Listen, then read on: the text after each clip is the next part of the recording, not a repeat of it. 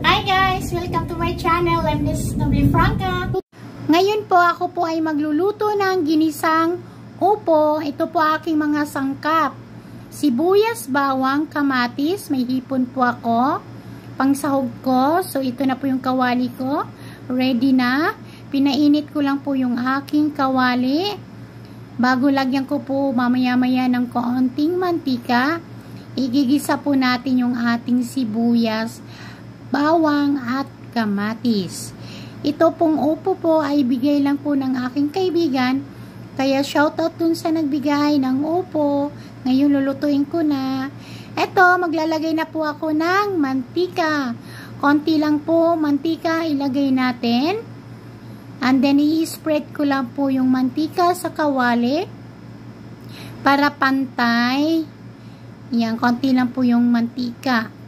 So, ilalagay ko na po yung aking bawang. Ilalagay ko na yung bawang and then, i-brown lang po natin yung bawang. Mahina lang po yung apoy para po hindi masunog yung ating bawang. Yung iba po, inuuna yung sibuyas, bago yung bawang. Depende po sa magluluto kung ano po yung una niyang igisa. Okay? So, ako po ay bawang po. Nakasanayan ko na po bawang po ang inuna ko po bago sibuyas. Kaya, depende po sa isa kapag nagluto kung paano siya magisa. So, i-brown lang po natin yung ating sibuyas, bawang, and then kamatis. So, ngayon, bawang muna. Ayan.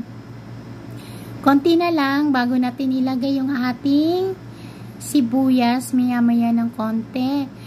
Yan. Habang ako'y nagigisa, i-shoutout ko lang ang aking lahat ng mga viewers. Mega love shoutout to everyone. Thank you for always support to my video and then premiere. And then, ayan po, naglagay na po ako ng sibuyas. Atin lang din i-brown itong ating sibuyas. Lutuin lang natin ng ilang minuto. Bago ilagay na natin maya-maya ng konti yung ating kamatis. Sa kamatis naman po, ang pagluluto natin ng kamatis, masarap po siya yung lutong-luto or lumalabas po yung katas ng kamatis. Kasi malinamnam po talaga, promise. Kapag yung kamatis natin ay lutong-luto. Yan. So, atin lang po siyang igisa ng mabuti. Imimix lang po natin siya. So, next po natin ilagay nito ay lalagay po natin yung ating hipon and then sunod-sunurin na po natin, timplahan na rin po natin ang ating mga panglasas. Lagyan natin mamaya ng oyster sauce, lagyan natin ng paminta, lagyan ng konting asin or patis. Okay, ito po. Hipon. Atin pong lutuin yung hipon. Kapag nakita ninyo ay yung na golden na yung hipon, okay na yan. Okay, gisa lang po natin yung ating hipon sa ating sibuyas, bawang, kamatis. So, ilagyan muna natin ng konting paminta para meron na siyang lasa. So, kagaya ng sinabi ko lagi, lagyan yung konti lang po para maya-maya kayo mag-additional ng alat or kung ano man po idagdag ninyo. Naglagay po pala ako ng asin. Ayan. Para meron na siyang lasa sa ating pagigisa. Next na po natin dito yung ating upo. Ayan, nakita ninyo, diba? Ang bango na guys, promise. Parang gusto ko nang kumain tuloy. Ang bango. Ayun, no? Lutong-luto na yung ating hipon. So, next na po natin yung ating upo. Tapos po, maglalagay lang po ako dito ng kalahating tasang water para po lumambot yung ating upo. Ayan, ito po yung gulay na magalang upo. Magalang ano, ayan. So, yan. Lalagyan na natin yung upo natin. And then, lagyan na po natin siya ng kalahating tasang water. Huwag masyadong marami guys na sabaw. Pero depende rin po sa inyo kung gusto nyong sabaw at kung meron kayong mga anak, pwede pong isahog sa kanin. Madali lang po ito lutuin guys. Huwag po ilamugin ang gulay.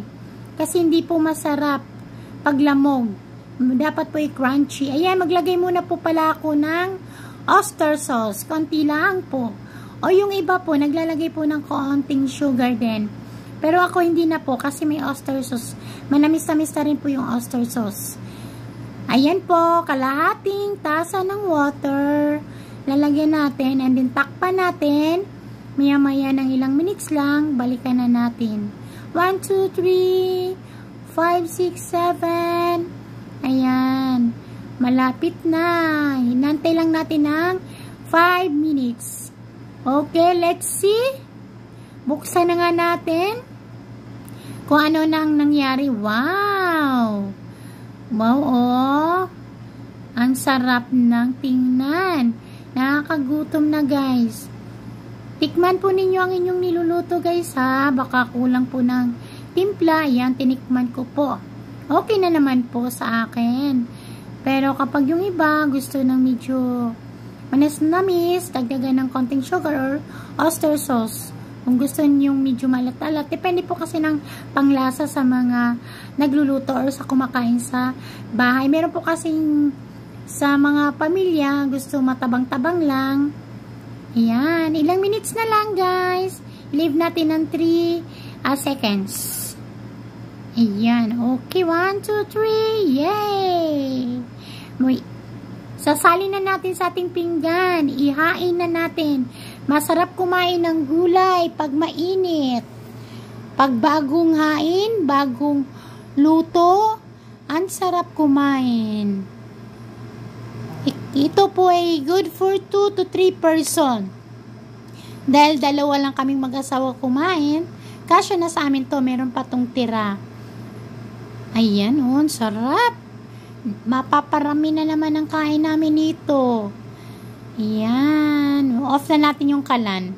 Sasalin ko lang yung konting sauce. Yung konting sabaw. Ayan. Salin natin, sayang. Okay. We're done. Thank you everyone ha for always watch my video. Ayan guys. Kung gusto nyong gayahin guys sa inyo, pwede pong gayahin. So let's eat everyone. Thank you for watching for this my upload video. Keep safe everyone. See you my next upload video. Bye.